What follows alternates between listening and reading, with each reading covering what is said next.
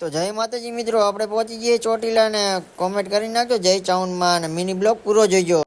તો જય માતાજી મિત્રો, કેમ છો બધા? મજામાં જશો તો આપણા મિની બ્લોગમાં તમારું સ્વાગત છે. ને આપણે આજે જવાનું છે ચોટીલા ને ચોટીલા જવાનું હતું ને આમ જોયું તો આપણી બાઇકમાં પેટ્રોલની ચોરી થતી હતી. આમ જો સાના માના ચોરી કરે ને મેં કીધું રહેવા દો, મારે ચોટીલા લઈ. તો પછી તો આપણે નીકળી ગયા ને આપણે જવાનું હતું રાણક પર અનિલભાઈને લેવા. તો ફાઇનલી મિત્રો અનિલભાઈ રાજુનું ઉભા, જો કેવો ઉભા અનિલભાઈ. હા હા હા, આજે તો લઈ જવાનું હતું અનિલભાઈનું બાઇક, આપણે લઈ જવાનું અનિલભાઈનું બાઇક ચોટીલા.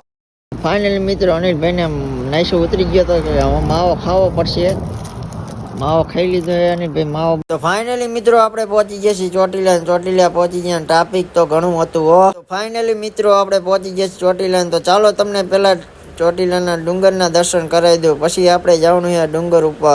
મિત્રો તમને પછી આ દરજાના દર્શન કરાવી દો ને કોમેન્ટમાં જય માં ચામુંડા લખી નાખજો. પછી તો મિત્રો આપણે ચડી ગયા ડુંગર ઉપર પગથિયા ચડવા માંડ્યા. દાદા અનિલભાઈ તો પાણીની બોટલ લઈને જાય હારે જો. પછી તો ફાઇનલી મિત્રો આપણે ચોટીલાના ડુંગર ઉપર ચડી ગયા ને આ બધા દર્શન કરે અને આપણે ફોટા પાડવાના હતા, પણ આ ફોટા પાડવાનો વારો તો આપણો આવ્યો નતો એટલે આપણે દર્શન કરી લીધા ને આપણે. પછી તો મિત્રો આપણે નીચે આવી ગયા તો અનિલભાઈ થાકી ગયા. અનિલભાઈ કે મારે શેરડીનો રસ પીવો પડશે. તો મેં કીધું હાલો તમને શેરડીનો રસ પીવડાવી દો. તો પછી તો અનિલભાઈને રસ પીવડાવી દીધો ને બે ભાઈએ રસ પી લીધો ને થાકોડો થોડોક ઉતરી ગયો.